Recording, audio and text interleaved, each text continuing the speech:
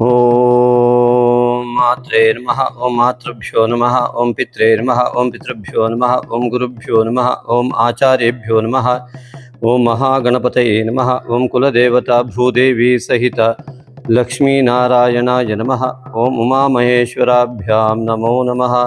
ಸಮಸ್ತ ಋಷಿ ಪರಂಪರೆಯನ್ನು, ಸಮಸ್ತ ಗುರು ಪರಂಪರೆಯನ್ನು ತಲೆಬಾಗಿ ನಮಿಸುತ್ತಾ ಸಮಸ್ತ ಮಿತ್ರ ವೃಂದಕ್ಕೆ ನಮಸ್ಕಾರಗಳು. ಜ್ಯೋತಿಷಕ್ಕೆ ಹೇಗೆ ಸಂಪರ್ಕಿಸಬೇಕು, ಎಷ್ಟು ಫೀಸ್ ಕಟ್ಟಬೇಕು, ಮತ್ತು ಜನ್ಮ ತಾರೀಕು ಇತ್ಯಾದಿಗಳು, ಜಾತಕ ಇಲ್ಲದಿದ್ದವರು ಏನು ಮಾಡಬೇಕು, ಹೇಗೆ ಸಂಪರ್ಕಿಸೋದು ಅಂದರೆ, ನೀವು ಈ ಸಂಖ್ಯೆಗೆ ನಿಮ್ಮ ಹೆಸರನ್ನು ವಾಟ್ಸಪ್ ಮಾಡಿ ಮಾಹಿತಿ ಪಡೆಯಿರಿ. ನಮ್ಮ ಎಲ್ಲ ವಿಡಿಯೋಗಳಿಗಾಗಿ subscribe, like, comment and share ಮಾಡೋದನ್ನು ಮರಿಬೇಡಿ. ಓಂ ಶ್ರೀ ನಾಗಶಕ್ತಿ ವಿನಾಯಕಾಯ ನಮಃ. ಸರ್ವರಿಗೂ ಕೂಡ ವಿಶ್ವಾಸನಾಮ ಸಂವತ್ಸರದ ಉತ್ತರಾಯಣದ ಪುಣ್ಯಕಾಲದ ಶುಭಾಶಯಗಳೊಂದಿಗೆ ಮಾಯೆಯ ಮಾಘ ಮಾಸಕ್ಕೆ ಸ್ವಾಗತ. ಯಾಕೆ ಈ ಶಬ್ದವನ್ನು ಬಳಸ್ತೇನೆ ಅಂತಂದರೆ, ದಕ್ಷಿಣಾಮೂರ್ತಿ ಸ್ತೋತ್ರದಲ್ಲಿ ಶಂಕರಾಚಾರ್ಯರು ಒಂದು ವಾಕ್ಯವನ್ನು ಉದಾಹರಿಸಿದ್ದಾರೆ. ಅದರ ನೆನಪಿನಿಂದ ಈ ಮಾಯೆ ಎನ್ನುವಂಥ ಶಬ್ದವನ್ನು ಮಾಘ ಮಾಸಕ್ಕೆ ನಾನು ಹೇಳ್ತಾ ಇದ್ದೇನೆ. ಯಾಕೆ ಅಂತ ಕೇಳಿದರೆ, ವಿಶ್ವಂ ದರ್ಪಣ ದೃಶ್ಯಮಾನ ನಗರಿ ತುಲ್ಯಂ ನಿಜಾಂತರ್ಗತಂ ಎನ್ನುವಂತಹ ಪ್ರಾರಂಭದ ವಾಕ್ಯ ನಂತರದಲ್ಲಿ ಜಗತ್ತಿನ ಮಾಯೆಯನ್ನು ಹೇಳ್ತಾ, ರಾಹುಗ್ರಸ್ತ ದಿವಾಕರೇಂದು ಸದೃಶೋ ಮಾಯಾ ಸಮಾಚ್ಛಾದನಾತ್ ಅಂತ ಶಂಕರಾಚಾರ್ಯರು ಜಗತ್ತಿನ ಮಾಯೆಯನ್ನು ಕುರಿತು ಅದ್ಭುತವಾದ ವಿವರಣೆಯನ್ನು ಕೊಟ್ಟಿದ್ದಾರೆ. ನೋಡಿ, ರಾಹುವಿನಿಂದ ಗ್ರಸ್ತವಾದ ರವಿಯು ಮತ್ತು ಚಂದ್ರ ದಿವಾಕರ ಇಂದು ಸದೃಶಃ ಮಾಯಾ ಸಮಾಚ್ಛಾದನಾತ್, ಇಡೀ ಜಗತ್ತನ್ನು ಆ ಮಾಯೆ ಆ ರೀತಿಯಾಗಿ ಆವರಿಸಿದೆ ಅಂತ ಹೇಳ್ತಾರೆ. ಅಂದರೆ ರಾಹುವಿನಿಂದ ಗ್ರಸ್ತನಾಗುವಂತಹ ರವಿ ಹೇಗೆ ರಾಹುವಿನ ಛಾಯೆಯಲ್ಲಿ ಆಚ್ಛಾದಿತನಾಗ್ತಾನೆ, ಮುಚ್ಚಲ್ಪಡ್ತಾನೆ, ಹಾಗೆ ಇಂದು ಚಂದ್ರನು ಕೂಡ ಮುಚ್ಚಲ್ಪಡ್ತಾನೆ. ಹುಣ್ಣಿಮೆಯ ನಂತರ ಚಂದ್ರ ಕೂಡ ಕುಂಭ ಪ್ರವೇಶ ಮಾಡ್ತಾನೆ. ಅದರಂತೆ ಬುಧ ಶುಕ್ರರು ಕೂಡ ಈ ಒಂದು ಅತಿ ಮುಖ್ಯವಾದಂತಹ ಮಾಘ ಮಾಸದಲ್ಲಿ ರವಿ ಶುಕ್ರ ಬುಧ ಇವರೆಲ್ಲ ಚಂದ್ರ, ಇವೆಲ್ಲ ಆತ್ಮಕಾರಕನಾದಂಥ ರವಿ, ಮನಃಕಾರಕನಾದಂಥ ಚಂದ್ರ, ಅದೇ ರೀತಿಯಾಗಿ ಕಲತ್ರಕಾರಕನು, ಧನಕಾರಕನು, ಬುದ್ಧಿಕಾರಕನು, ಮನಸ್ಸು ಮತ್ತು ಬುದ್ಧಿ ಮಾಯೆಯಲ್ಲಿ ಆವರಿಸಿದರೆ ಅದು ಮಾಘ ಮಾಸ ಮಾಯಾ ಮಾಸವಲ್ಲದೆ ಇನ್ನೇನು. ಹಾಗಾಗಿ ಈ ವಿಶ್ವಾವಸುನಾಮ ಸಂವತ್ಸರದಲ್ಲಿ ಈ ಭೌಗೋಳಿಕ ವಿಸ್ಮಯ ಎನ್ನುವಂಥದ್ದು ಒಂದು ಮಾಯೆಯಿಂದ ಸಮಾಚ್ಛಾದನ ಆಗುವಂಥದ್ದು ಎಂಬುದಾಗಿ ಶಂಕರಾಚಾರ್ಯರ ಒಂದು ಶ್ಲೋಕದ ನೆನಪಾಗಿ ಹೇಳಿದ್ದೇನೆ. ಹಾಗಾಗಿ 3, 5, 13 ಈ ಫೆಬ್ರವರಿಯಂದು ಯಾವ ದ್ವಿತೀಯದಂದು ಬುಧನು ಕುಂಭಕ್ಕೂ, ಹಾಗೂ ಚತುರ್ಥಿಯಂದು ಶುಕ್ರನು ಕುಂಭಕ್ಕೂ, ಹಾಗೂ ರವಿಯು ಆ ಏಕಾದಶಿಯಂದು ಕುಂಭರಾಶಿಯನ್ನು ಪ್ರವೇಶ ಮಾಡ್ತಾ ಇದ್ದಾರೆ. ಹಾಗೆಯೇ ಧನಿಷ್ಠ ನಕ್ಷತ್ರದಲ್ಲಿ ಮಕರ ರಾಶಿಯಲ್ಲಿ ಅಮಾವಾಸ್ಯೆಯು, ಹಾಗೆಯೇ ಪೌರ್ಣಿಮೆಯು ಕರ್ಕಾಟಕ ರಾಶಿಯಲ್ಲಿ ಪೌರ್ಣಿಮೆಯು ಸಂಭವಿಸುತ್ತದೆ. ಹಾಗೆ ಶನೈಶ್ಚರನು ಯಥಾಸ್ಥಾನದಲ್ಲಿ ಮೀನರಾಶಿಯಲ್ಲಿಯೂ, ಹಾಗೂ ಗುರುವು ಈ ಒಂದು ಮಿಥುನ ರಾಶಿಯಲ್ಲಿಯೂ, ಕೇತು ಸಿಂಹ ರಾಶಿಯಲ್ಲಿಯೂ ಯಥಾಸ್ಥಿತಿಯಲ್ಲಿ ಇರ್ತಾರೆ. ಹೌದು, ಪೌರ್ಣಿಮೆಯು 1/2/26 ಸಂಭವಿಸಿದರೆ 17/2/26 ಫೆಬ್ರವರಿ 17 ಅಂದು ಸಂಭವಿಸುವ ಅಮಾವಾಸ್ಯೆ. ಈ ಅಮಾವಾಸ್ಯೆ ಎನ್ನುವಂಥದ್ದು ರವಿಚಂದ್ರರ ಯುತಿಯಿಂದ ಉಂಟಾಗಿ ರಾಹುವಿನಿಂದ ಗ್ರಸ್ತನಾಗುವ ರವಿಯು ಈ ಒಂದು ಮಾಘ ಮಾಸದಲ್ಲಿ ಇರುವುದರಿಂದಾಗಿ ಈ ಮಾಘ ಮಾಸದ ಅಮಾವಾಸ್ಯೆಯಂದು ಸೂರ್ಯಗ್ರಹಣವು ಉಂಟಾಗುತ್ತೆ. ಆದರೆ ಭಾರತೀಯರು ಅದರ ಬಗ್ಗೆ ಅತಿ ಹೆಚ್ಚಿನದಾಗಿ ತೊಂದರೆಯನ್ನು ಪಟ್ಟುಕೊಳ್ಳೋದು ಬೇಡ. ಅದು ನಮಗೆ ಕಾಣಿಸುವುದಿಲ್ಲ. ಭಾರತೀಯರಿಗೆ ಭಾರತ ದೇಶದಲ್ಲಿ ಗೋಚರವಾಗದ ಸೂರ್ಯಗ್ರಹಣ ಇದೆ. ಆದ್ದರಿಂದಾಗಿ ಅದು ಭಾರತೀಯರು ಅದರ ಬಗ್ಗೆ ಚಿಂತಿಸುವ ಕೆಲಸ ಇಲ್ಲ. ಆದರೆ 1 ತಿಂಗಳುಗಳ ಕಾಲವಾಗಿ ರಾಹು ರವಿ ಯುತಿಯು ಈ ಕುಂಭರಾಶಿಯಲ್ಲಿ ಆಗುವುದರಿಂದ ಈ ಒಂದು ಆ ಕುಂಭರಾಶಿಯಲ್ಲಿ ಉಂಟಾಗುವಂತಹ ರಾಹು ರವಿ ಯುತಿಯಿಂದಾಗುವ ದೋಷಗಳೇನೇನು, ಅದು ಎಲ್ಲ ರಾಶಿಯವರು ಹೇಗೆ ಆಚರಣೆ ಮಾಡಬೇಕು, ಅದರ ಬಗ್ಗೆ ಈ ವಿಡಿಯೋವನ್ನು ತಪ್ಪದೆ ನೋಡಿ. ಗ್ರಹಣಾಚರಣೆಗಾಗಿ ಅದರಿಂದ ಅನೇಕ ದೋಷಗಳು ಉಂಟಾಗ್ತದೆ ಎಂಬುದಾಗಿ ಭಾರತೀಯರು ಈ ಅಮಾವಾಸ್ಯೆಯ ಸೂರ್ಯಗ್ರಹಣವನ್ನು ಪರಿಗ್ರಹಿಸುವುದು ಬೇಡ. ಅನೇಕರು ಹೇಳಬಹುದು, ಆದರೆ ನಾವು ಸ್ಪಷ್ಟವಾದ ಮಾತಿನಲ್ಲಿ ಹೇಳ್ತಾ ಇದ್ದೇವೆ. ಹಾಗಾಗಿ ಭಾರತದಲ್ಲಿ ಕಾಣುವ ಗ್ರಹಣಗಳ ಆಚರಣೆಯನ್ನು ಕೂಡ ಮಾತ್ರ ಮಾಡಬೇಕು. ಹಾಗಾಗಿ ಪಂಚಾಂಗದಲ್ಲೂ ಕೂಡ ಅತ್ಯಂತ ಸ್ಪಷ್ಟ ಉಲ್ಲೇಖವನ್ನು ನಾನು ಇಲ್ಲಿ ತಮ್ಮ ಗಮನಕ್ಕೆ ತರ್ತೇನೆ. ನೋಡಿ, ಇಲ್ಲಿ 17/2 ಈ ಮಂಗಳವಾರ ಮಾಘ ಕೃಷ್ಣ ಅಮಾವಾಸ್ಯೆ ಇದೆ. ಆಗ ಸಂಭವಿಸುವ ಸೂರ್ಯಗ್ರಹಣವು ಭಾರತ ದೇಶಕ್ಕೆ ಕಾಣಿಸುವುದಿಲ್ಲವಾದ್ದರಿಂದ ಗ್ರಹಣ ಆಚರಣೆ ಇಲ್ಲ ಎಂಬುದಾಗಿ ಅತ್ಯಂತ ಸ್ಪಷ್ಟವಾಗಿ ಉಲ್ಲೇಖಿಸಲಾಗಿದೆ. ಇದರ ಅರ್ಥ ಯಾವುದೇ ರೀತಿಯಾದ ಉದ್ವೇಗಕ್ಕೋ ಅಥವಾ ಗ್ರಹಣದಿಂದ ನಮಗೇನೋ ತೊಂದರೆ ಆಗ್ತದೆ ಅನ್ನುವಂಥ ಭಾವನೆಯಿಂದ ಹೊರಬಂದು ನಿತ್ಯ ಪೂಜಾ ಕ್ರಮಗಳನ್ನು ಯಥಾಸ್ಥಿತಿಯಲ್ಲಿ ಮಾಡ್ಕೊಂಡು ಬನ್ನಿ. ಆದರೆ ಈ ಒಂದು ಸಂಪೂರ್ಣವಾದಂತಹ ರವಿಯ ಅಸ್ತಿತ್ವವು ಕುಂಭರಾಶಿಯಲ್ಲಿ ಇರುವಲ್ಲಿವರೆಗೂ ಕೂಡ ಅನುಷ್ಠಾನಕ್ಕೆ ಹೆಚ್ಚಿನ ಮಹತ್ವ ಕೊಡಬೇಕಾದ ಅಗತ್ಯ ಇದೆ. ಅದರಲ್ಲೂ ಕುಂಭರಾಶಿಯವರು, ಅದರ ಬಗ್ಗೆ ಕುಂಭರಾಶಿಯ ಫಲದಲ್ಲಿ ನೋಡೋಣ. ಎಲ್ಲ ರಾಶಿಯವರಿಗೂ ಇದರ ಪರಿಣಾಮ ರವಿ ರಾಹುವಿನ ಯುತಿಯಿಂದ ಏನಾಗುತ್ತೆ, ಈ ಮಾಯೆ ಏನನ್ನು ಮಾಡ್ತದೆ ಎಂಬುದಾಗಿ ಒಂದೊಂದು ರಾಶಿಯವರಿಗೂ ಕೂಡ ಭಿನ್ನ ಭಿನ್ನವಾಗಿ ಯಾವ ರೀತಿಯಾದ ಫಲವನ್ನು ಕೊಡ್ತದೆ ಎಂಬುದಾಗಿ ಮಾಯಾ ಮಾಘ ಮಾಸಕ್ಕೆ ತಮಗೆ ಸ್ವಾಗತ. ಬನ್ನಿ ನೋಡೋಣ. ಮಕರ ರಾಶಿ ಸಂಜಾತರೆಲ್ಲರಿಗೂ ಕೂಡ ಈ ಒಂದು ಮಾಯೆಯ ಮಾಘ ಮಾಸಕ್ಕೆ ಆತ್ಮೀಯ ಸ್ವಾಗತ. ಮಿತ್ರರೇ, ಮಕರ ರಾಶಿಯ ಅಧಿಪತಿಯಾದಂತಹ ಶನೈಶ್ವರನು ತೃತೀಯದಲ್ಲಿ ವಿರಾಜಮಾನನಾಗಿದ್ದಾನೆ. ರಾಹುವಿನಿಂದ ತನ್ನ ಚಲನೆಯನ್ನು ಮುಂದುವರಿಸಿ ರಾಹುವಿನಿಂದ ಅವನು ಸಂಪೂರ್ಣವಾಗಿ ವಿಮುಕ್ತನಾಗಿದ್ದಾನೆ. ಆದರೆ ಕೇತುಗ್ರಸ್ತನಾಗುವಂತಹ ಅನಿವಾರ್ಯತೆ ಭೌಗೋಳಿಕವಾದ ವಿಸ್ಮಯದಲ್ಲಿ ಸೇರಿಕೊಳ್ಳುತ್ತೆ. ಹಾಗಾಗಿ ಇಲ್ಲಿ ರಾಹುವಿನ ಅತಿಯಾದ ದೊಡ್ಡ ಪ್ರಭಾವ ಶನೈಶ್ಚರನ ಮೇಲೆ ಇಲ್ಲ. ಇದು ಮೊದಲು ನಾವು ಗ್ರಹಿಸ್ತಕ್ಕಂತಹ ಅಂಶವಾಗಿದೆ. ಶನೈಶ್ಚರನ ಒಂದು ಉತ್ತಮವಾದ ತೃತೀಯ ಸ್ಥಾನದ ಗುರುವಿನ ಮನೆಯಲ್ಲಿದ್ದು ತೃತೀಯ ಸ್ಥಾನಾಧಿಪತಿ 6ನೇ ಮನೆಯಲ್ಲಿರುವಂಥದ್ದು ಸ್ವಲ್ಪ ಚಿಂತನೀಯ. ಮಾತುಕತೆಗಳಲ್ಲಿ ಎಲ್ಲವೂ ಕೂಡ ನಿಧಾನವಾಗ್ತಕ್ಕಂಥದ್ದು ಮತ್ತು ಗುರುವ 6ನೇ ಮನೆಯಲ್ಲಿರುವುದರಿಂದ ದೈವ ಬಲದ ಕೊರತೆ ಸ್ವಲ್ಪ ಕಂಡು ಬರುತ್ತೆ. ಆದ್ದರಿಂದಾಗಿ ದೈವ ಬಲ ಎನ್ನುವಂಥದ್ದು ಅತ್ಯಂತ ಅನಿವಾರ್ಯತೆ ಪ್ರತಿಯೊಬ್ಬರಿಗೂ ಇರುತ್ತೆ. ಅದಕ್ಕಾಗಿ ಗುರುವಿನ ಆರಾಧನೆ, ಉತ್ತಮ ಗುರುಗಳ ಮಾರ್ಗದರ್ಶನ ಇತ್ಯಾದಿಗಳು ಈ ಗುರುವಿನ 6ನೇ ಮನೆಯ ದೋಷವನ್ನು ನಿವಾರಣೆ ಮಾಡುತ್ತೆ. ಜೊತೆಗೆ ಶನೈಶ್ಚರನ ಈ ಮನೆಯಲ್ಲಿ ಮಕರ ರಾಶಿಯಲ್ಲಿಯೇ ಮಾಘ ಮಾಸದ ಅಮಾವಾಸ್ಯೆ ಧನಿಷ್ಠಾ ನಕ್ಷತ್ರದಲ್ಲಿ ಉಂಟಾಗುತ್ತೆ. ಅದರಲ್ಲೂ ಧನಿಷ್ಠಾ ನಕ್ಷತ್ರದವರು ಅತಿ ಹೆಚ್ಚಿನ ರೀತಿಯಲ್ಲಿ ಅನುಷ್ಠಾನ ಮಾಡುವ ಅನಿವಾರ್ಯತೆ ಇದೆ. ಅಂದರೆ ದೊಡ್ಡ ಸಮಸ್ಯೆ ಅಂತಲ್ಲ, ಅತಿ ಹೆಚ್ಚಿನ ಲಾಭವನ್ನು ಪಡೆದುಕೊಳ್ಳಲಿಕ್ಕೆ ಅವತ್ತು ಅತ್ಯಂತ ಸೂಕ್ತವಾದ ಇಡೀ ವರ್ಷದಲ್ಲಿ ಅನುಷ್ಠಾನಕ್ಕೆ ಧನಿಷ್ಠಾ ನಕ್ಷತ್ರದವರಿಗೆ ಅತಿ ಸುಲಭವಾಗಿ ಸಿಕ್ಕಂಥದ್ದು ಮಕರ ರಾಶಿಯವರಿಗೆ ಅತಿ ಸುಲಭವಾಗಿ ಆಧ್ಯಾತ್ಮಿಕ ಉನ್ನತಿಗಾಗಿ, ಅತ್ಯುನ್ನತವಾದಂತಹ ಅವಸ್ಥೆಯನ್ನು ಪಡೆಯುವುದಕ್ಕಾಗಿ ಈ ಒಂದು ಅಮಾವಾಸ್ಯೆಯ ಅನುಷ್ಠಾನ ಬಹಳ ಮುಖ್ಯವಾಗಿ ಗೋಚರವಾಗ್ತಾ ಇದೆ.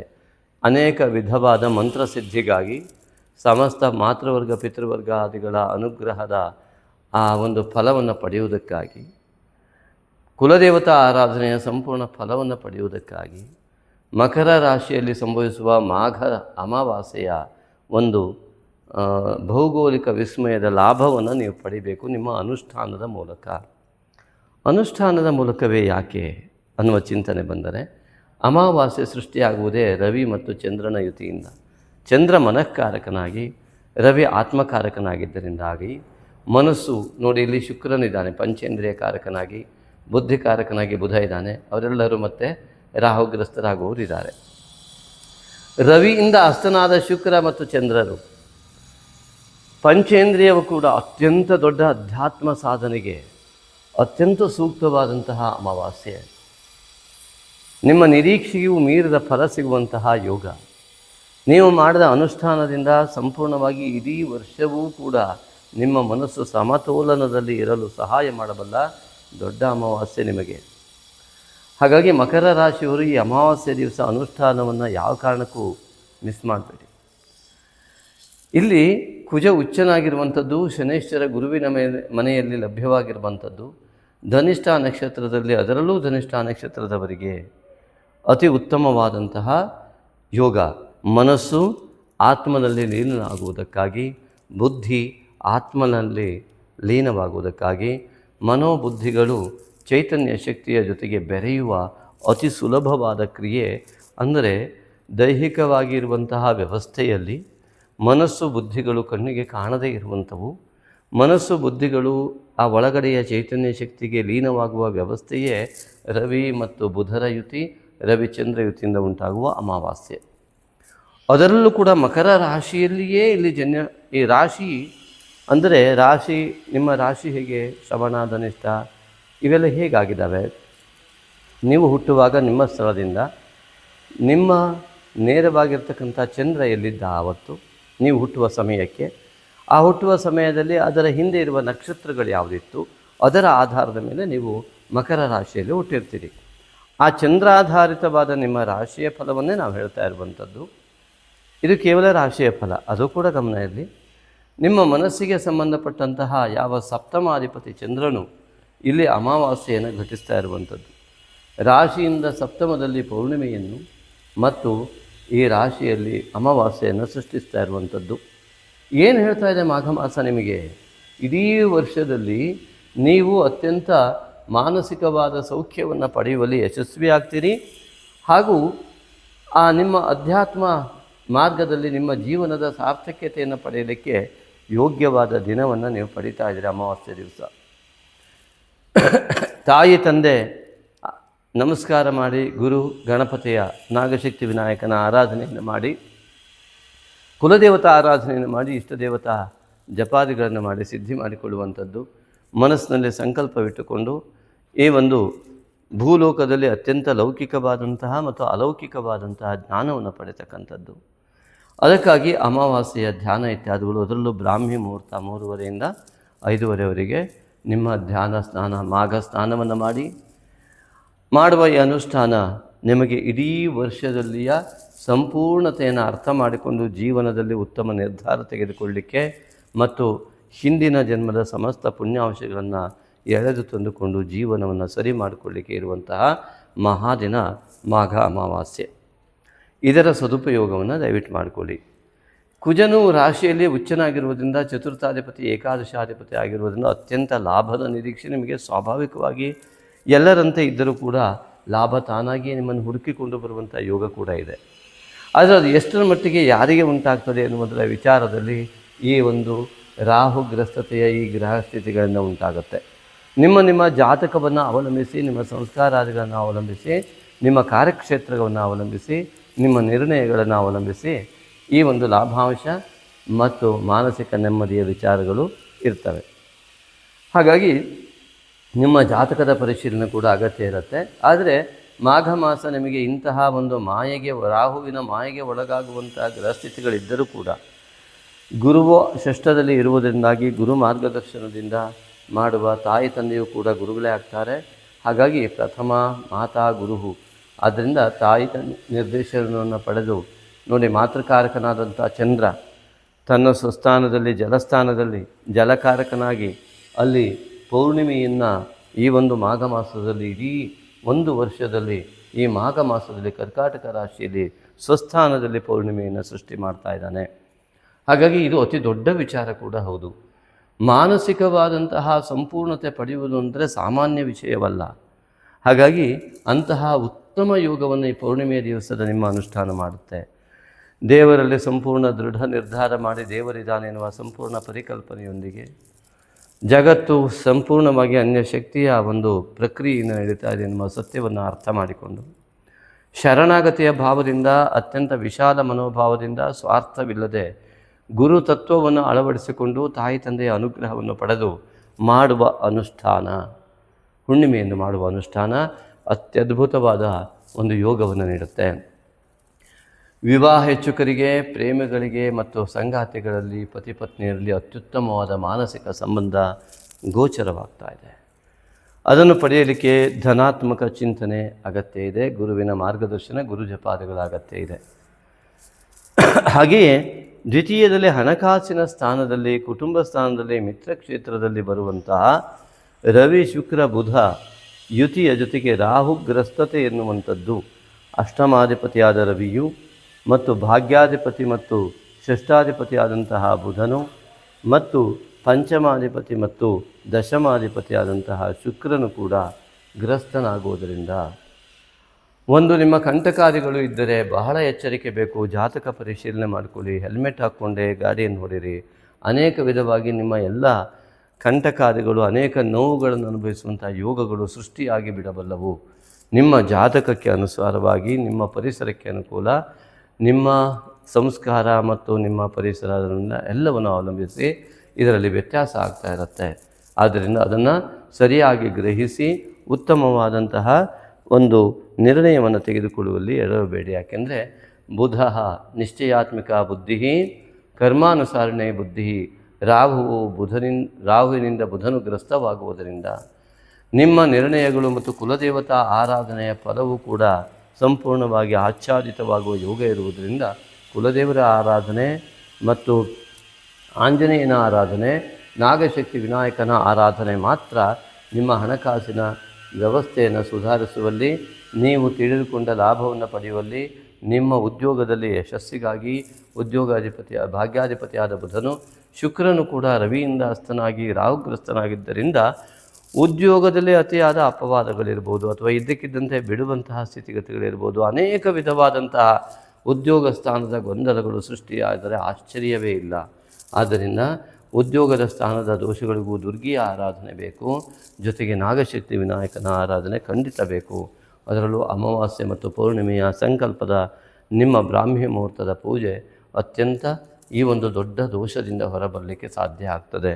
ಆದ್ದರಿಂದಾಗಿ ಈ ಒಂದು ವಿಚಾರವನ್ನು ಮನಸ್ಸಿನಲ್ಲಿ ಇಟ್ಟುಕೊಂಡು ನೀವು ಖಂಡಿತವಾಗಿಯೂ ಕೂಡ ಅನುಷ್ಠಾನವನ್ನು ಮಾಡುವುದರಲ್ಲಿ ಯಾವುದೇ ಹಿನ್ನಡೆ ಮಾಡಿಕೊಳ್ಬೇಡಿ.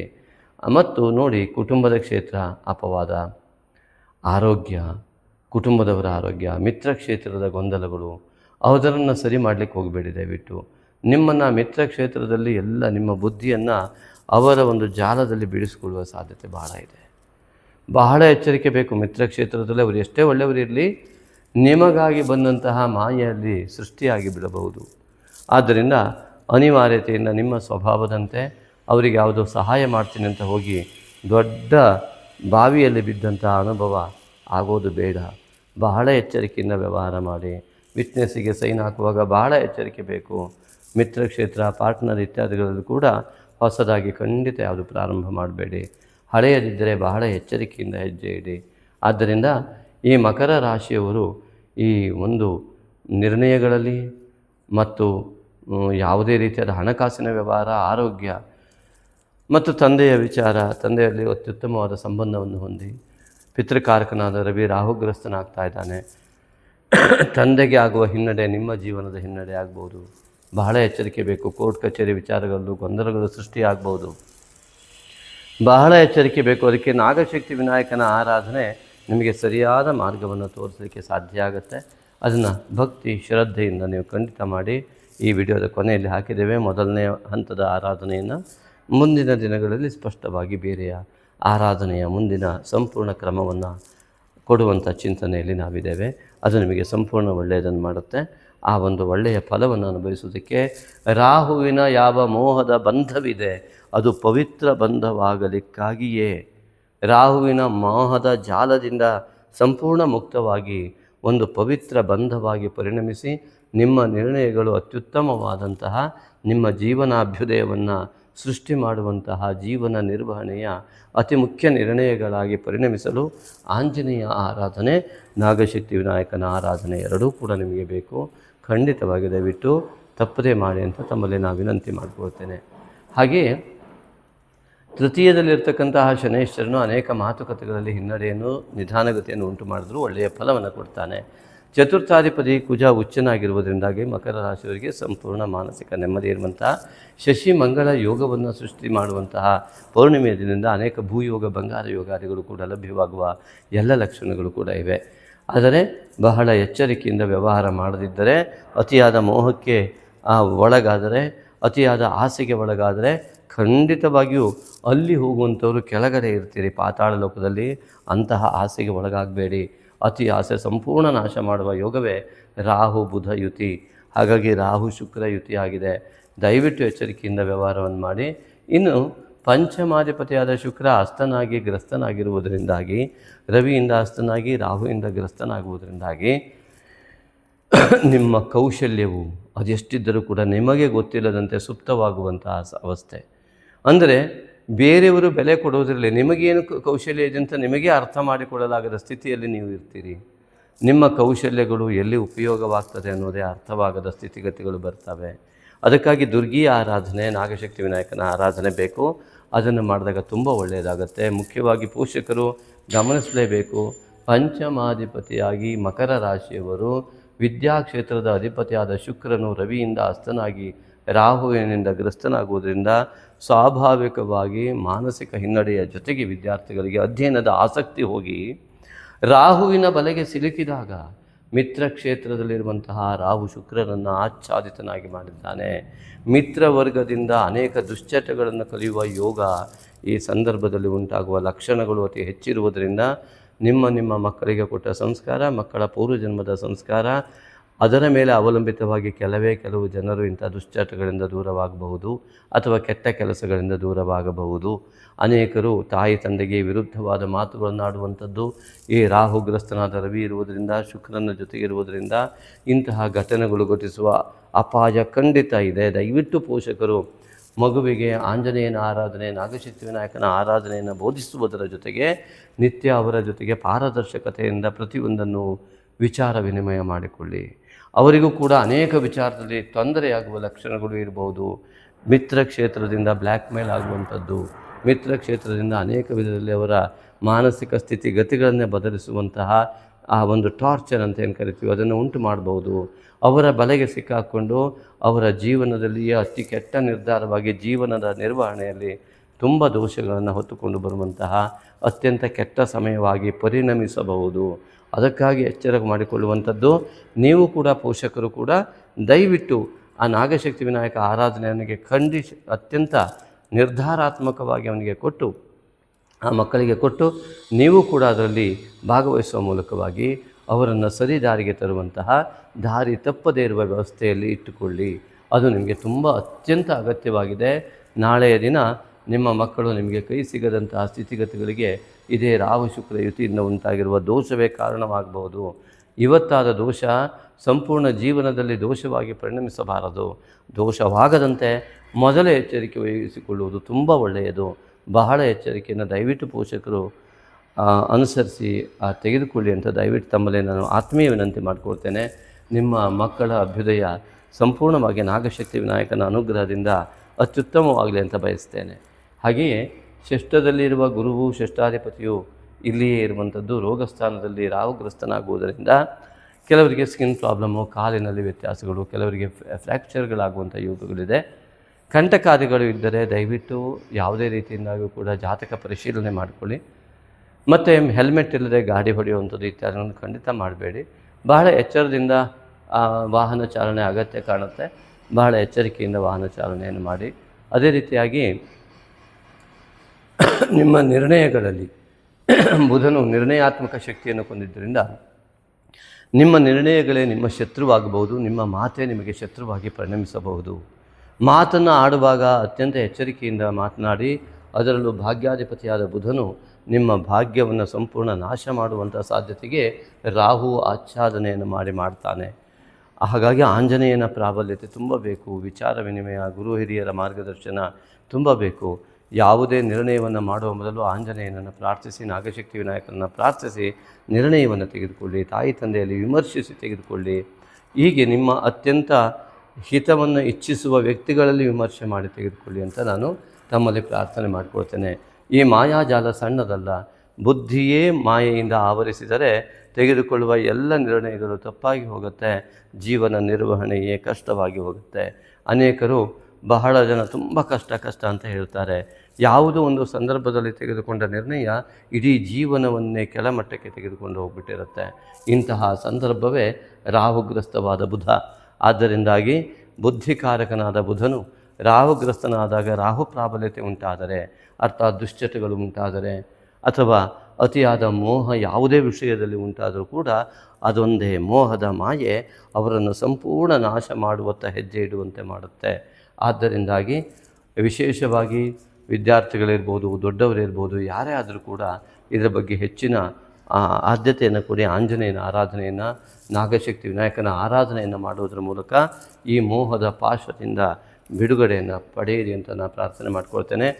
ಸಪ್ತಮದಲ್ಲಿರುವಂತಹ ಚಂದ್ರ ವಿಶೇಷವಾಗಿ ಮಾಘ ಸ್ನಾನದ ಫಲ ನಿಮಗೆ ಸಿಗಲಿ. ಪೌರ್ಣಿಮೆಯ ಸ್ನಾನದ ಅನುಷ್ಠಾನ ನಿಮ್ಮ ಜೀವನದ ಸಂಪೂರ್ಣ ಉತ್ತಮ ನಿರ್ಣಯಗಳಿಗೆ ಕಾರಣವಾಗಿ ಎಲ್ಲ ಯೋಗಗಳು ನಿಮ್ಮ ತಾಯಿಯ ಅನುಗ್ರಹದಿಂದ ಉದ್ಘಾಟಿತವಾಗಲಿ ಅಂತ ನಾನು ದೇವರಲ್ಲಿ ಪ್ರಾರ್ಥಿಸ್ಕೊಳ್ತೇನೆ. ನೋಡಿ, ಅಷ್ಟಮದಲ್ಲಿ ಕೇತು ಇರುವುದರಿಂದಲೂ ಕೂಡ ನೀವು ದಯವಿಟ್ಟು ಆರೋಗ್ಯದ ಬಗ್ಗೆ, ಆಹಾರದ ಬಗ್ಗೆ ಹೆಚ್ಚಿನ ಗಮನ ಇಟ್ಟುಕೊಂಡು ಜಾತಕದ ಪರಿಶೀಲನೆ ಮಾಡಿಕೊಂಡು ಕೇತು ಮೂಲಕವಾಗಿ ಬರುವ ಯಾವುದಾದ್ರು ಕಂಟಕಗಳಿದ್ದರೆ ತಕ್ಷಣವೇ ಪರಿಶೀಲನೆ ಮಾಡಿಕೊಳ್ಳಿ. ಅದರ ಮೂಲಕವಾಗಿ ನಿಮಗೆ ಉತ್ತಮವಾದಂತಹ ದಿನಗಳನ್ನು ಗಣಿಸುವುದಕ್ಕಾಗಿ ಈ ದೋಷವು ಆಚ್ಛಾದಿತವಾಗುವುದರಿಂದ ಕಂಟಕ ಇದ್ದರೂ ಕಾಣದೇ ಇರುವ ಸಾಧ್ಯತೆಗಳು ಕೇತುವಿನಿಂದ ಇರ್ತದೆ.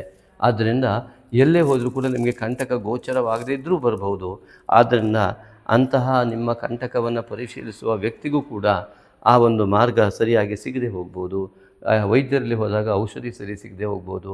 ಅದಕ್ಕಾಗಿ ಆ ನಾಗಶಕ್ತಿ ವಿನಾಯಕನ ಆರಾಧನೆಯನ್ನು ಮಾಡಿದಾಗ ಈ ಕೇತು ದೋಷದ ನಿವಾರಣೆಯಿಂದ ನಿಮಗೆ ಯಾವ್ಯಾವುದೆಲ್ಲ ನಿಮ್ಮ ವಿರುದ್ಧವಾದ ನಿರ್ಣಯಗಳು ಬರ್ತವೆ. ಅರ್ಥಾತ್ ವೈದ್ಯರಲ್ಲಿ ಹೋದ್ರಿ, ನಿಮಗೆ ರೋಗ ಹೊಂದಿದ್ದರೆ ಅವರಿಗೆ ಒಂದು ರೀತಿ ಭಾಸವಾಗುವುದು, ಯಾವುದೋ ಔಷಧಿಯನ್ನು ಕೊಡುವಂಥ ಅನಿವಾರ್ಯತೆ ಅವರಿಗೆ, ಆ ರೀತಿ ಈ ಔಷಧಿ ಕೊಟ್ಟರೆ ಸರಿಯಾಗತ್ತೆ ಅಂತ ತಪ್ಪು ಔಷಧಿಯನ್ನು ಕೊಡುವತಕ್ಕಂತಹ ವ್ಯವಸ್ಥೆಗಳು ಯೋಗಗಳಲ್ಲೂ ಕೂಡ ಅನೇಕ ವಿಧವಾಗಿ ಅವ್ಯವಸ್ಥೆ ಆಗುವಂಥ ಲಕ್ಷಣಗಳಿಗೆ ನಾಗಶಕ್ತಿ ವಿನಾಯಕನ ಆರಾಧನೆಯನ್ನು ಮಾಡಿ.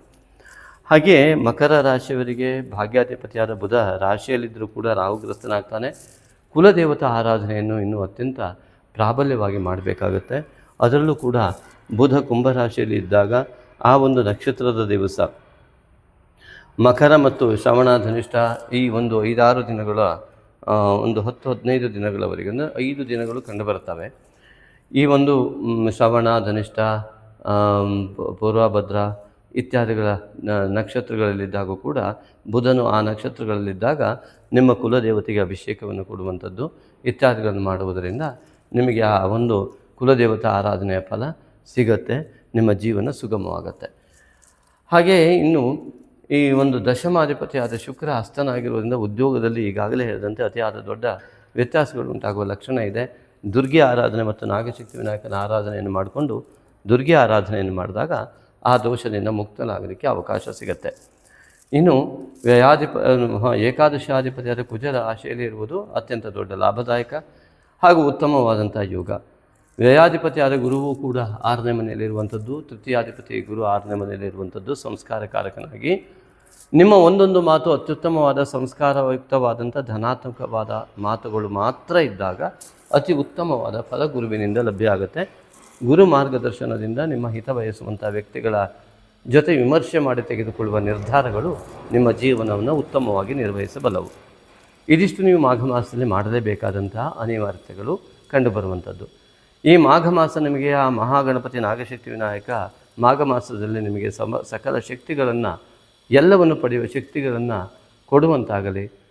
ರಾಹುಗ್ರಸ್ತವಾದಂತಹ ಗ್ರಹಗಳ ಸ್ಥಿತಿಗಳ, ಕೇತುಗ್ರಸ್ತವಾದ ಗ್ರಹ ಸ್ಥಿತಿಯ ದೋಷಗಳನ್ನು ನಾಗಶಕ್ತಿ ವಿನಾಯಕ ನಿಮಗೆ ಸಂಪೂರ್ಣ ನಿವಾರಣೆ ಮಾಡಿ ಎಲ್ಲವನ್ನು ನೀಡಲಿ ಎಂಬುದಾಗಿ ಭಕ್ತಿಪೂರ್ವಕವಾಗಿ ನಿಮ್ಮ ಪರವಾಗಿ ಪ್ರಾರ್ಥಿಸ್ತೇನೆ. ಸರ್ವಮಂಗಲ ಮಾಂಗಲ್ಯಂ ಸರ್ವಶಕ್ತಿಪ್ರದಾಯಕಂ ವಂದೇಹಂ ಸತತಂ ಭಕ್ತಿಯ ನಾಗಶಕ್ತಿ ವಿನಾಯಕಂ. ನಾಗಶಕ್ತಿ ವಿನಾಯಕನ ಸಂಪೂರ್ಣ ಅನುಗ್ರಹ ನಿಮಗುಂಟಾಗಲಿ. ಪುಷ್ಯ ಮಾಸದ ಲಕ್ಕಿ ಕಾಮೆಂಟ್ ಸಮಯ. ಈ ಬಾರಿಯ ವಿಶೇಷವಾದ ಒಂದು ಕಾಮೆಂಟ್ ಇಲ್ಲಿ ನೋಡಿ. ಸುರಸಾಧಿಕ ಅನನ್ಯ ಭಾರ್ಗವ ಬೇದೂರು, ವಿಶ್ವಬಂಧು ಗುರುಕುಲ ಸಂಗೀತ ಗುರುಕುಲ ಬೆಂಗಳೂರು ಸೆನ್ಸಾರ್ ಮಂಡಳಿಯ ಸದಸ್ಯರು ಹಾಗೂ ಡಾಕ್ಟರ್ ವಿಷ್ಣುವರ್ಧನ್ ಅವರ ಸಂಗೀತ ಗುರುಗಳಾದಂತಹ ಅನನ್ಯ ಭಾರ್ಗವ್ ಬೇದೂರ್ ಅವರ ಒಂದು ಕಾಮೆಂಟ್. ಆದರೆ ಒಂದು ವೈಶಿಷ್ಟ್ಯತೆ ಇದೆ. ಈ ಬಾರಿಯ ಕಾಮೆಂಟ್ ಪುಷ್ಯ ಮಾಸದಲ್ಲಿ ನಮ್ಮ ಜ್ಯೋತಿಷ್ಯದ ರಾಶಿ ಭವಿಷ್ಯವನ್ನು ಹೊರತುಪಡಿಸಿದ್ದಾಗಿದೆ. ಅಂದರೆ ಜ್ಯೋತಿಷ್ಯವನ್ನು ಬಿಟ್ಟು ಕೂಡ ನಮ್ಮ ಸ್ಟುಡಿಯೋದಲ್ಲಿ ಬೇರೆ ಬೇರೆ ವಿಡಿಯೋಗಳನ್ನು ಕೂಡ ನೀವು ನೋಡಬೇಕು ಎನ್ನುವುದು ಇದರ ಒಂದು ಅರ್ಥ ಕೂಡ ಹೌದು. ಯಾಕೆಂದರೆ ಕೇವಲ ರಾಶಿ ಭವಿಷ್ಯ ಒಂದೇ ಜೀವನ ಅಲ್ಲ. ಹಾಗಾಗಿ ಅನೇಕ ವಿಚಾರಧಾರೆಗಳು ನಮ್ಮ ಸ್ಟುಡಿಯೋದಿಂದ ಅಪ್ಲೋಡ್ ಆಗ್ತಾ ಇರ್ತವೆ. ದಯವಿಟ್ಟು ಅದನ್ನು ಕೂಡ ವೀಕ್ಷಣೆ ಮಾಡಿ. ಹಾಗಾಗಿ ಈ ಬಾರಿಯ ಪುಷ್ಯ ಮಾಸದಲ್ಲಿ ನಾವು ಬಿಟ್ಟಂತಹ ಒಂದು ವಿಶಿಷ್ಟವಾದಂತಹ ಒಂದು ವಿಡಿಯೋ, ಗ್ರಹಗಳ ಪ್ರಭಾವ, ವಿಜ್ಞಾನಿಗಳು ಏನು ಹೇಳುತ್ತಾರೆ.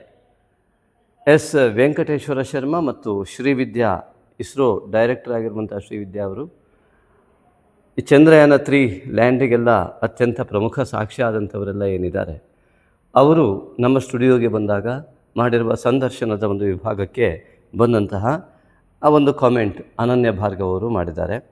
ನಮಸ್ತೆ ಅನನ್ಯ ಭಾರ್ಗವ್ ಅವರೇ. ತಮ್ಮ ಕಾಮೆಂಟಿಗಾಗಿ ನಮ್ಮ ಆತ್ಮೀಯ ಧನ್ಯವಾದಗಳು. ತಮ್ಮ ಕಾಮೆಂಟ್ ಈ ರೀತಿ ಇದೆ: ಆಧ್ಯಾತ್ಮ ಮತ್ತು ವಿಜ್ಞಾನಗಳ ಸಮಾಗಮ ನಾಗಶಕ್ತಿ ವಿನಾಯಕ ದೇವಾಲಯದ ಸನ್ನಿಧಾನದಲ್ಲಿ ನಿಜಕ್ಕೂ ಇಂತಹ ಸಂವಹನ ನಡೆದರೆ ಬಹುಶಃ ನಮ್ಮ ಸನಾತನ ಧರ್ಮ ಮತ್ತು ವಿಜ್ಞಾನಕ್ಕೆ ಎಂಥ ಅವಿನಾಭಾವದ ಸಂಬಂಧವಿದೆ ಎನ್ನುವುದು ಗೊತ್ತಾದೀತು. ತಮಗೆ ಅನಂತ ಧನ್ಯವಾದಗಳು. ಸತ್ಯಮೇವ ಜಯತೆ ನಾನೃತಂ. ಅದ್ಭುತವಾದಂತಹ ಕಾಮೆಂಟನ್ನು ಮಾಡಿದ್ದಾರೆ. ಇಲ್ಲಿ ಆಧ್ಯಾತ್ಮ ಮತ್ತು ವಿಜ್ಞಾನಗಳು, ವಿಶಿಷ್ಟವಾದ ಜ್ಞಾನ, ಅದು ನಮ್ಮ ಜ್ಯೋತಿಷ ಶಾಸ್ತ್ರ ಹೊರಗಡೆಯ ಬ್ರಹ್ಮಾಂಡದಲ್ಲಿರುವುದೇ ಪಿಂಡಾಂಡದಲ್ಲೂ ಇದೆ ಅಂತ ಹೇಳಿದ ಏಕೈಕ ಜಗತ್ತಿನ ಶಾಸ್ತ್ರ ಆಗಿದೆ. ಭೌಗೋಳಿಕ ಶಾಸ್ತ್ರವನ್ನು ಇಟ್ಟುಕೊಂಡು ಆಂತರಿಕವಾದಂತಹ ಬೆಳವಣಿಗೆಯನ್ನು ಹೇಳುವಂಥ ಶಾಸ್ತ್ರವಾಗಿದೆ. ಹೀಗೆ ಅನೇಕ ವಿಧವಾದಂತಹ ನಮ್ಮ ಋಷಿಗಳು ತುಂಬ ಸಹಸ್ರಾರು ವರ್ಷಗಳನ್ನು ಮಾಡಿದ ಮಹಾಪರಿಶ್ರಮ. ಆ ಋಷಿಗಳೆಲ್ಲವೂ ಮಹಾವಿಜ್ಞಾನಿಗಳು. ಹಾಗಾಗಿ ಇಂದಿನ ವಿಜ್ಞಾನಿಗಳ ಜೊತೆಗೆ ನಮ್ಮ ಋಷಿ ಪರಂಪರೆಯ ಚಿಂತನೆಯನ್ನು ನಾವು ಇಟ್ಟಾಗ ಅವರಿಂದ ಬಂದ ಉತ್ತರ ಆ ವಿಡಿಯೋದಲ್ಲಿ ಬಂದಿದ್ದು ಮತ್ತು ಅತ್ಯಂತ ಆಕರ್ಷಣೀಯವಾದ ಉತ್ತರಗಳನ್ನು ಕೂಡ ವಿಜ್ಞಾನಿಗಳು ನೀಡಿದ್ದಾರೆ. ಹಾಗಾಗಿ ಇವತ್ತಿನ ಆಧುನಿಕ ಯುಗದಲ್ಲಿ ಪೂರ್ವಜರ ಪರಿಶ್ರಮವನ್ನು ಯಾವತ್ತೂ ಕೂಡ ಮರೀಲಿಕ್ಕೆ ಸಾಧ್ಯವೇ ಇಲ್ಲ. ಅಂತಹ ಋಷಿ ವಿಜ್ಞಾನಿಗಳ ಮಹಾಜ್ಞಾನದ ಪರಂಪರೆ ಅತಿ ದೊಡ್ಡದಾಗಿದೆ. ಅದನ್ನು ಇತ್ತೀಚಿನ ದಿನದಲ್ಲಿ ನಮ್ಮ ಶೈಕ್ಷಣಿಕ ವ್ಯವಸ್ಥೆಯಲ್ಲಿ ಅದನ್ನು ಮುಚ್ಚಿಡಲಾಗಿದೆ. ನಿಜವಾದ ಸತ್ಯ ಏನಿದೆಯೋ ಅದರ ಅರಿವು ಬರಬೇಕು ಅಂದರೆ ವಿಜ್ಞಾನಿಗಳು ಮತ್ತು ಎಲ್ಲ ರೀತಿಯಾದಂತಹ ಶಾಸ್ತ್ರಜ್ಞರು ಕುರಿತು ಮಾತನಾಡುವುದರಿಂದ ಇದು ಅತಿ ದೊಡ್ಡ ಆ ಅನಾವರಣವನ್ನು ಮತ್ತೆ ತಿರುಗಿ ಉದ್ಘಾಟನೆ ಮಾಡುವುದಕ್ಕೆ ಅವಕಾಶ ಆಗುತ್ತೆ. ಆ ನಿಟ್ಟಿನಲ್ಲಿ ಆ ವಿಜ್ಞಾನಿಗಳಲ್ಲಿ ನಾವು ಪ್ರಶ್ನೆ ಮಾಡಿದ್ದನ್ನು ಉತ್ತರಿಸಿದ್ದರು. ಅದಕ್ಕಾಗಿ ಅನನ್ಯ ಭಾರ್ಗವ್ ಅವರು ಈ ರೀತಿಯಾದ ಕಮೆಂಟ್ ಮಾಡಿದ್ದಾರೆ. ಹಾಗಾಗಿ ಸತ್ಯಮೇವ ಜಯತೆ ಎನ್ನುವ ಶಬ್ದವನ್ನು ನಾನೃತಂ ಎನ್ನುವಂಥ ವಾಕ್ಯದೊಂದಿಗೆ ಅವರು ಒಂದು ಕಾಮೆಂಟನ್ನು ಎಂಡ್ ಮಾಡಿದ್ದಾರೆ. ತುಂಬ ಧನ್ಯವಾದಗಳು. ಹಾಗೆ ನೀವು ಕೂಡ ಕಾಮೆಂಟ್ಗಳನ್ನು ಮಾಡುವ ಮೂಲಕವಾಗಿ ನಮ್ಮ ಇತರ ವಿಡಿಯೋಗಳನ್ನು ಕೂಡ ಅವಲೋಕಿಸುವಂತೆ ನೀವು ನಿಮ್ಮ ಮನಸ್ಸನ್ನು ಪ್ರೇರೇಪಿಸಿಕೊಂಡು ದಯವಿಟ್ಟು ನೋಡಿ ಅಂತ ಹೇಳ್ತೇವೆ. ಪ್ಲೇ ಲಿಸ್ಟಿಗೆ ಹೋದರೆ ಅನೇಕ ವಿಧವಾದ ವಿಡಿಯೋಗಳು ನಮ್ಮ ಸ್ಟುಡಿಯೋದಲ್ಲಿ ಖಂಡಿತವಾಗಿ ಲಭ್ಯ ಇದೆ. ಮಕ್ಕಳಿಗೆ ಬೇಕಾಗಿರುವುದು ಮತ್ತು ಉಪಯುಕ್ತ ಮಾಹಿತಿ ಇತ್ಯಾದಿಗಳು ಅನೇಕ ವಿಡಿಯೋಗಳು ಖಂಡಿತವಾಗಿಯೂ ರಾಶಿ ಭವಿಷ್ಯಕ್ಕಿಂತ ಹೆಚ್ಚಿನ ಆದ್ಯತೆಯನ್ನು ನಾವು ಅದಕ್ಕೆ ಕೊಡ್ತೇವೆ. ಅದನ್ನು ಕೂಡ ನೋಡೋದನ್ನು ಯಾವುದೇ ಕಾರಣಕ್ಕೂ ಕೂಡ ಮರಿಬೇಡಿ. ನಿಮ್ಮ ಜೀವನ ಒಳ್ಳೆಯದಾಗಲಿ, ಲೋಕ ಕಲ್ಯಾಣಾರ್ಥವಾಗಿ ಮಾಡುವಂತಹ ಈ ಸ್ಟುಡಿಯೋದ ಉದ್ದೇಶವನ್ನು ತಾವುಗಳು ಸದುಪಯೋಗ ಮಾಡಿಕೊಂಡಾಗ ಅದು ಸಾರ್ಥಕತೆಯನ್ನು ಹೊಂದುತ್ತೆ.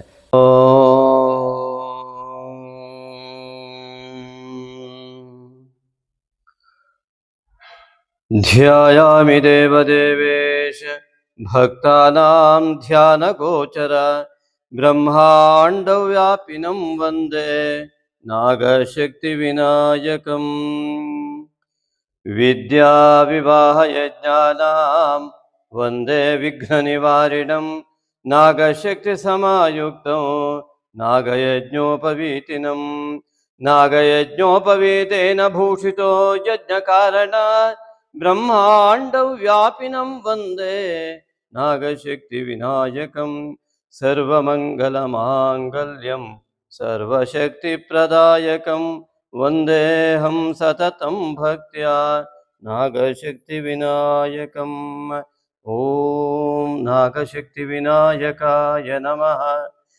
ಮಿತ್ರರೇ ನಮಸ್ಕಾರ. ನಾಗಶಕ್ತಿ ವಿನಾಯಕ ಓಂ ನಾಗಯಜ್ಞೋಪವೀತನೇ ನಮಃ. ಮುದ್ಗಲ ಪುರಾಣದಲ್ಲಿ ಉಲ್ಲೇಖಿತವಾಗಿರ್ತಕ್ಕಂತಹ ನಾಗಯಜ್ಞೋಪವೀತ ಗಣಪತಿಯ ಬಗ್ಗೆ ಒಂದೆರಡು ಮಾಹಿತಿ. ಮಹಾಗಣಪತಿಯು ಬಾಲಾವಸ್ಥೆಯಲ್ಲಿ ಉಪನಯನವನ್ನು ಮಾಡುವಂತಹ ಒಂದು ವಯಸ್ಕನಾದಾಗ ಈಶ್ವರನು ಮತ್ತು ಪಾರ್ವತಿಯು ಉಪನಯನದ ಚಿಂತನೆಯನ್ನು ಮಾಡಿ ಈ ಒಂದು ಉಪನಯನಕ್ಕಾಗಿಯೇ ಆ ಯಜ್ಞದ ಉಪವೀತ ಯಾವ ದಾರ ಇದೆ ಯಜ್ಞೋಪವೀತವಾಗಿ ಆ ಒಂದು ಹತ್ತಿಯ ದಾರವನ್ನು ಪವಿತ್ರ ಬಂಧನವನ್ನು ಬಂಧಿಸಿ ರಾತ್ರಿ ವೇಳೆ ಇಟ್ಟಿರ್ತಾರೆ. ಇದು ಪುರಾಣದ ಕಥೆಯನ್ನು ಹೇಳ್ತಾ ಇದ್ದೇನೆ, ಪುರಾಣದಲ್ಲಿ ಉಲ್ಲೇಖಿತವಾಗಿರುವ ಕಥೆ. ಆ ಒಂದು ಯಜ್ಞೋಪವೀತವನ್ನು ಪವಿತ್ರ ಗಂಟಿನಿಂದಾಗಿ ಅದನ್ನು ಬಂಧ ಮಾಡಿ ಇಟ್ಟು ಬೆಳಗ್ಗೆ ಉಪನಯನವನ್ನು ಮುಹೂರ್ತದಲ್ಲಿ ಅವನಿಗೆ ಯಜ್ಞೋಪವೀತ ಧಾರಣೆಯನ್ನು ಮಾಡಬೇಕು ಅನ್ನೋ ಚಿಂತನೆಯೊಂದಿಗೆ ಇರ್ತಕ್ಕಂತಹ ಪಾರ್ವತಿ ಪರಮೇಶ್ವರರು ಬಂದು ಬೆಳಗ್ಗೆ ನೋಡಿದಾಗ ಆ ಯಜ್ಞೋಪವೀತ ಹತ್ತಿಯ ಯಜ್ಞೋಪವೀತ ಏನಿತ್ತು ಛಿದ್ರವಾಗಿತ್ತು. ಕಾರಣ ಈ ಮೂಷಕಾಸುರನು ಮಹಾಗಣಪತಿಯು ಈಗಲೇ ತನಗೆ ಇಷ್ಟೊಂದು ಪೀಡೆಯನ್ನು ಕೊಡ್ತಾ ಇದ್ದಾನೆ, ಇವನೇನಾದರೂ ಯಜ್ಞೋಪವೀತ ಧಾರಣೆಯನ್ನು ಮಾಡಿಬಿಟ್ರೆ ಇವನು ನನಗೆ ತನ್ನ ವಿದ್ಯೆಯ ಮೂಲಕವಾಗಿ ನನ್ನನ್ನು ಇನ್ನೂ ಹೆಚ್ಚಿಗೆ ಪೀಡಿಸ್ತಾನೆ, ಇದು ಆಗಬಾರದು ಎನ್ನುವ ಚಿಂತನೆಯೊಂದಿಗೆ ತನ್ನ ಅಸುರತ್ವವನ್ನು ಪ್ರದರ್ಶನ ಮಾಡಿದ್ದು ಈ ಉಪನಯನಕ್ಕೆ ಅತಿ ಪ್ರಮುಖವಾದಂತಹ ಯಜ್ಞೋಪವೀತವನ್ನು ಛಿದ್ರವಾಗಿ ತನ್ನ ಒಂದು ಹಲ್ಲುಗಳಿಂದ ಅದನ್ನು ಕಟ್ ಮಾಡಿರ್ತಾನೆ, ಸಂಪೂರ್ಣವಾಗಿ ಛಿದ್ರ ಮಾಡಿರ್ತಾನೆ. ಹೀಗೆ ಛಿದ್ರ ಮಾಡಿದಂತಹ ಯಜ್ಞೋಪವೀತನನ್ನ ಏನು ಈಶ್ವರ ಬಂದು ಆಸೀನನಾಗಿ ನೋಡ್ತಾನೆ, ಛಿದ್ರವಾಗಿರುವಂತಹ ಈ ಒಂದು ಯಜ್ಞೋಪವೀತವನ್ನು ನೋಡಿ ಈಶ್ವರನಿಗೆ ಗೊತ್ತಾಗತ್ತೆ ಇದು ಮೂಷಕನ ಕೆಲಸ. ಹಾಗಾಗಿ ಈ ಒಂದು ಉಪನಯನ ಮೂರ್ತ ಸನ್ನಿಹಿತವಾಗಿದೆ, ಈಗ ಏನು ಮಾಡಬೇಕು ಎಂಬುದಾಗಿ ಯೋಚನೆ ಮಾಡ್ತಾ ಈಶ್ವರನು ತನ್ನ ಕೊರಳಿನಲ್ಲಿರುವಂತಹ ಈ ಒಂದು ನಾಗನನ್ನು ಸ್ಪರ್ಶಿಸಿದ ತಕ್ಷಣವೇ ಆ ಒಂದು ಈಶ್ವರನ ಮಹಿಮೆಯಿಂದ ಆ ಛಿದ್ರವಾದಂತಹ ಯಾವ ಯಜ್ಞೋಪವೀತ ನಾಗವಾಗಿ ಪರಿವರ್ತನೆಯಾಗಿ ಪವಿತ್ರ ಬಂಧನದಿಂದ ಕೂಡಿತ್ತು, ಅದನ್ನು ಯಜ್ಞೋಪವೀತವಾಗಿ ನಾಗ ಶಕ್ತಿ ಮಹಾಗಣಪತಿಯಾಗಿ ಅವನು ಪರಿವರ್ತಿತನಾಗ್ತಾನೆ. ಆ ಒಂದು ವಿದ್ಯೆ ವಿವಾಹ ಯಜ್ಞಗಳ ಅಧಿಕಾರವನ್ನು ನಾಗಯಜ್ಞೋಪವೀತವಾದಂತಹ ಇದನ್ನು ಧರಿಸುವುದರಿಂದಾಗಿ ಈ ಮಹಾಗಣಪತಿಗೆ ವಿದ್ಯಾಯೋಗ ಉಂಟಾಗ್ತದೆ. ಹಾಗಾಗಿ ಮಹಾಜ್ಞಾನ ಯೋಗ ಉಂಟಾದಂತಹ ಮಹಾಗಣಪತಿಯು ನಾಗಯಜ್ಞೋಪವೀತನಾಗಿ ನಾಗಶಕ್ತಿ ವಿನಾಯಕನಾಗಿ ಪರಿವರ್ತಿತನಾಗ್ತಾನೆ. ಹಾಗಾಗಿ ನಾಗನ ಒಂದು ಪವಿತ್ರ ಬಂಧನದಿಂದಾಗಿ ಇವತ್ತು ಕೂಡ ನಾಗಮಂಡಲ ಇತ್ಯಾದಿಗಳಲ್ಲಿ ಆ ನಾಗನ ಆಶ್ಲೇಷಾಬಲಿಯಿಂದ ಹಿಡಿದು ಎಲ್ಲದರಲ್ಲೂ ಕೂಡ ಆ ನಾಗನಿಗೆ ಪವಿತ್ರವನ್ನು ಹಾಕುವಂತಹ 5 ಪವಿತ್ರ 8 ಪವಿತ್ರ ಹೀಗೆ ಅನೇಕ ಪವಿತ್ರವನ್ನು ಹಾಕಿ ನಾಗಮಂಡಲಾದಿಗಳನ್ನು ಆರಾಧನೆ ಮಾಡುವಂತಹ ನಾಗವು ಪವಿತ್ರ ಶಕ್ತಿಯಾಗಿ ಪರಿವರ್ತನೆಯಾದಂತಹ ಒಂದು ವ್ಯವಸ್ಥೆಯೇ ನಾಗಶಕ್ತಿ ವಿನಾಯಕ. ಹಾಗಾಗಿ ಈ ಒಂದು ನಾಗಶಕ್ತಿ ವಿನಾಯಕನನ್ನು ಆರಾಧನೆ ಮಾಡುವುದರಿಂದ ಉಪನಯನದ ಒಟುವಾಗಿ ವಿದ್ಯಾರ್ಥಿಗಳಿಗೂ ಮತ್ತು ವಿವಾಹೇಚ್ಛುಕರಿಗೂ ಮತ್ತು ಯಜ್ಞ ಕ್ರಿಯೆಗಳಲ್ಲಿ ಮತ್ತು ಉದ್ಯೋಗ ವಿಷಯಗಳಲ್ಲಿ ಎಲ್ಲ ವಿಘ್ನವನ್ನು ನಿವಾರಣೆ ಮಾಡುವ ಮಹಾಶಕ್ತಿಯುಕ್ತವಾದಂತಹ ಶಕ್ತಿ ಪುಂಜವಾಗಿ ಪರಿವರ್ತನೆಯಾದಂತಹ ವಿನಾಯಕ ನಾಗಶಕ್ತಿ ವಿನಾಯಕ. ಹಾಗಾಗಿ ನಾಗಾರಾಧನೆಯ ಫಲವನ್ನು ಮತ್ತು ಮಹಾಗಣಪತಿಯ ಫಲವನ್ನು ಜೊತೆಗೆ ಕೊಡ್ತಕ್ಕಂತಹ ಏಕೈಕ ದೇವತೆ ಈ ವಿದ್ಯಾಧಿ ದೇವತೆಯಾದಂಥ ನಾಗಶಕ್ತಿ ವಿನಾಯಕ. ಹಾಗಾಗಿ ಈ ಒಂದು ಮಹಾಗಣಪತಿಯು ಕೂಡ ವಿದ್ಯಾಧಿ ದೇವತೆ ಎಂಬುದಾಗಿ ಪರಿಗಣಿಸಲ್ಪಡ್ತಾನೆ. ಒಂದೇ ವಾಣಿ ವಿನಾಯಕವು ವಾಗರ್ಥ ಇವ ಸಂಪೃಕ್ತವು ವಾಗರ್ಥ ಪ್ರತಿಪತ್ತಯೇ ಜಗತಃ ಪಿತರವು ಒಂದೇ ಪಾರ್ವತಿ ಪರಮೇಶ್ವರವೆಂಬುದಾಗಿ ಕಾಳಿದಾಸ ಬರೆದ್ರೆ, ನಮ್ಮ ರಾಮಚರಿತ ಮಾನಸದಲ್ಲಿ ವರ್ಣಾನಾಂ ಅರ್ಥಸಂಘಾನಾಂ ರಸಾನಾಂ ಛಂದಸಾಮಪಿ ಮಂಗಲಾನಾಂಚ ಕರ್ತಾರವು ಒಂದೇ ವಾಣಿ ವಿನಾಯಕವು ಎಂಬುದಾಗಿ ದ್ವಿವಚನವನ್ನು ಪ್ರಯೋಗ ಮಾಡಿ ಆ ರಾಮಚರಿತ ಮಾನಸದ ಪ್ರಾರ್ಥನಾ ಶ್ಲೋಕವನ್ನಾಗಿ ಬರೆಯಲ್ಪಡುತ್ತೆ. ಹಾಗಾಗಿ ವಿದ್ಯಾದಿ ದೇವತೆಯಾಗಿ ಸರಸ್ವತಿಯ ಜೊತೆಗೆ ಮಹಾಗಣಪತಿಯು ಕೂಡ ವಿರಾಜಮಾನನಾಗಿದ್ದು ಈ ಉಪನಯನದ ಸಂದರ್ಭದಿಂದ. ಆದ್ದರಿಂದಾಗಿ ಯಾರು ಈ ಒಂದು ನಾಗಶಕ್ತಿಯ ವಿನಾಯಕನ ಆರಾಧನೆಯನ್ನು ಯಥಾಕ್ರಮವಾಗಿ ಮಾಡ್ತಾರೋ ಅದು ಅವರವರ ಜಾತಕದ ಕ್ರಮದ ಪ್ರಕಾರ ಅನೇಕ ಭಿನ್ನತ್ವವು ಕೂಡ ಇರ್ತದೆ. ಅದರ ಆರಾಧನೆಯ ಕ್ರಮದಲ್ಲಿ ಮಂತ್ರವೆಲ್ಲವೂ ಒಂದೇ, ಆರಾಧನೆಯ ಕ್ರಮದಲ್ಲಿ ಬದಲಾವಣೆ ಆಗ್ತದೆ. ಆದ್ದರಿಂದಾಗಿ ಈ ಒಂದು ಮಹಾಗಣಪತಿಯ ಆರಾಧನೆಯನ್ನು ಮಾಡುವುದರಿಂದ ಇಲ್ಲಿ ಧ್ಯಾನಾವಸ್ಥೆಯಲ್ಲಿ ಕುಳಿತಂತಹ ನಾಗಶಕ್ತಿ ವಿನಾಯಕರನ್ನು ನಿಮಗೆ ದರ್ಶಿಸ್ತಾ ಇದ್ದೇವೆ. ಅವನು ಉಪನಯನದ ಒಟುವಾದಂತಹ ಒಂದು ಸಂದರ್ಭದಲ್ಲಿ ವಿದ್ಯಾಯೋಗಕ್ಕಾಗಿ ಕುಳಿತಂತಹ ಜ್ಞಾನ ಯೋಗಕ್ಕಾಗಿ ಕುಳಿತಂತಹ ಒಂದು ಚಿಹ್ನಿತವಾದಂತಹ ಈ ನಾಗಶಕ್ತಿ ವಿನಾಯಕ. ಇಲ್ಲಿ ನಾಗದೋಷ ಮತ್ತು ಈ ಒಂದು ಕೇತು ದೋಷವನ್ನು ನಿವಾರಣೆ ಮಾಡುವ ಮೂಲಕ ಈ ಒಂದು ರಾಹು ಛಾಯೆ ಮತ್ತು ಕೇತು ಛಾಯೆಯಿಂದ ವಿಮುಕ್ತರಾಗುವುದಕ್ಕಾಗಿ ಸಮಸ್ತ ಗ್ರಹಗಳಿಗೂ ಕೂಡ ನಾಗಶಕ್ತಿ ವಿನಾಯಕನೇ ಸಂಪೂರ್ಣ ಬಲವನ್ನು ನೀಡ್ತಾನೆ. ಈ ರೀತಿಯಾಗಿ ಪುರಾಣದ ಉಲ್ಲೇಖದಂತೆ ಸಹಸ್ರಾರು ವರ್ಷಗಳ ಹಿಂದಿನ ಸ್ಪಷ್ಟವಾದ ಆರಾಧನೆಯು ಇರುವಂತಹ ಒಂದು ವ್ಯವಸ್ಥೆ ಇದು. ಅದನ್ನು ಸರಿಯಾದ ರೀತಿಯಲ್ಲಿ ಮಾಡುವ ಕ್ರಮವನ್ನು ರೂಢಿಸಿಕೊಳ್ಳುವುದು, ಅದು ಎಲ್ಲ ರೀತಿಯ ಸಮಸ್ತ ನವಗ್ರಹಗಳ ದೋಷಗಳು ನಿವಾರಣೆಯಾಗುವಂತಹ, ನವಗ್ರಹಗಳ ಸಂಪೂರ್ಣ ಉತ್ತಮ ಫಲಗಳು ಸಿಗುವಂತಹ, ನಮ್ಮ ಜೀವನದಲ್ಲಿ ಉಂಟಾಗುವ ಸಮಸ್ತ ವಿಧ ದೋಷ ನಿವಾರಣೆಗೆ ಮತ್ತು ಪುಣ್ಯ ಫಲ ಸಂಗ್ರಹಕ್ಕಾಗಿ ನಾಗಶಕ್ತಿ ವಿನಾಯಕನ ಆರಾಧನೆ. ಈ ಹಿಂದೆ ಹೇಳಿದಂತಹ ಶ್ಲೋಕವನ್ನು ಹೇಳಿ ಅದರ ಜೊತೆಗೆ ನೀವು ಓಂ ನಾಗಶಕ್ತಿ ವಿನಾಯಕಾಯ ನಮಃ ಆ ಶ್ಲೋಕಗಳನ್ನು ಪಠಿಸಿ ಓಂ ನಾಗಶಕ್ತಿ ವಿನಾಯಕಾಯ ನಮಃ ಅಂತ ಇದೇ ರೀತಿಯಾಗಿ ಧ್ಯಾನಾವಸ್ಥೆಯಲ್ಲಿ ಕುಳಿತು ಕಣ್ಣನ್ನು ಮುಚ್ಚಿಕೊಂಡು ಈ ಒಂದು ಪ್ರತಿಬಿಂಬವನ್ನು ಮನಸ್ಸಿನಲ್ಲಿ ತೆಗೆದುಕೊಂಡು ಪ್ರಾರ್ಥನೆಯ ಮೂಲಕವಾಗಿ ತಾಯಿ ತಂದೆಯ ಪ್ರಾರ್ಥನೆಯನ್ನು ಮಾಡುವ ಮೂಲಕವಾಗಿ ಗುರುವಿಗೆ ನಮಸ್ಕರಿಸಿ ತಾಯಿ ತಂದೆಗೆ ನಮಸ್ಕರಿಸಿ, ಗುರುವಿಗೆ ನಮಸ್ಕರಿಸಿ, ಯಾರು ಈ ನಾಗಯಜ್ಞೋಪಯುಕ್ತ ಗಣಪತಿಯ ಆರಾಧನೆಯನ್ನು ಭಕ್ತಿಪೂರ್ವಕವಾಗಿ ಮಾಡ್ತಾರೋ ಅವರಿಗೆ ಉತ್ತಮ ಫಲ ಲಭ್ಯವಾಗುತ್ತೆ. ಆದ್ದರಿಂದಾಗಿ ಮಾನಸ ಪೂಜೆಯ ರೀತಿಯಲ್ಲಿ ನೀವು ನಿಮ್ಮದೇ ಆದ ಉತ್ತಮ ಸಮಯದಲ್ಲಿ, ಅದರಲ್ಲೂ ವಿಶೇಷವಾಗಿ ಹೇಳಿದಂತೆ ಅಮಾವಾಸ್ಯೆ ಮತ್ತು ಪೌರ್ಣಿಮೆಯ ದಿನ ನೀವು ಈ ರೀತಿಯಾದ ಧ್ಯಾನಾವಸ್ಥೆಯಲ್ಲಿ ಕಣ್ಮುಚ್ಚಿ ಕುಳಿತು ಈ ಮಹಾಗಣಪತಿ ನಾವು ಧ್ಯಾನ ಮಾಡ್ತಾ ಇದ್ದೀರೋ ಇಲ್ಲೋ ಅಂತ ನೋಡ್ತಾ ಇದ್ದಾನೆ. ನಾವು ಕಣ್ಮುಚ್ಚಿ ಕುಳಿತು ಅವನನ್ನು ಗ್ರಹಿಸುವ ಶಕ್ತಿಯನ್ನು ಪಡೆದುಕೊಂಡು ಆ ಒಂದು ಪ್ರತಿಬಿಂಬವನ್ನು ಮನಃ ಪರದೆಯ ಮೇಲೆ ಬಿಂಬಿಸಿಕೊಂಡು ಅದನ್ನು ಆರಾಧನೆಯನ್ನು ಮಾಡ್ತಾ ಬಂದು ಮೊದಲು ಆ ಶ್ಲೋಕಗಳನ್ನು ಹೇಳಿ ಓಂ ನಾಗಶಕ್ತಿ ವಿನಾಯಕಾಯ ನಮಃ ಅಂತ ಮನಸ್ಸು ಸಂಪೂರ್ಣವಾಗಿ ತೃಪ್ತವಾಗುವಲ್ಲಿವರಿಗೆ ಆ ಜಪವನ್ನು ಮಾಡಿ, ಅನಂತರದಲ್ಲಿ ಮತ್ತೆ ಆ ಶ್ಲೋಕವನ್ನು ಹೇಳಿ ಅವನಿಗೆ ನಮಸ್ಕರಿಸಿ ಆ ನಮ್ಮ ಧ್ಯಾನವನ್ನು ಮುಗಿಸ್ತಾ ಬರೋದ್ರಿಂದ ನಮ್ಮ ಅನೇಕ ದೋಷಗಳು ನಿವಾರಣೆ ಆಗ್ತವೆ. ಇದನ್ನು ನೀವು ಕೂಡ ಅನುಸರಿಸಿ ಅಂತ ತಮ್ಮಲ್ಲಿ ನಾನು ಕೇಳ್ಕೊಳ್ತೇನೆ.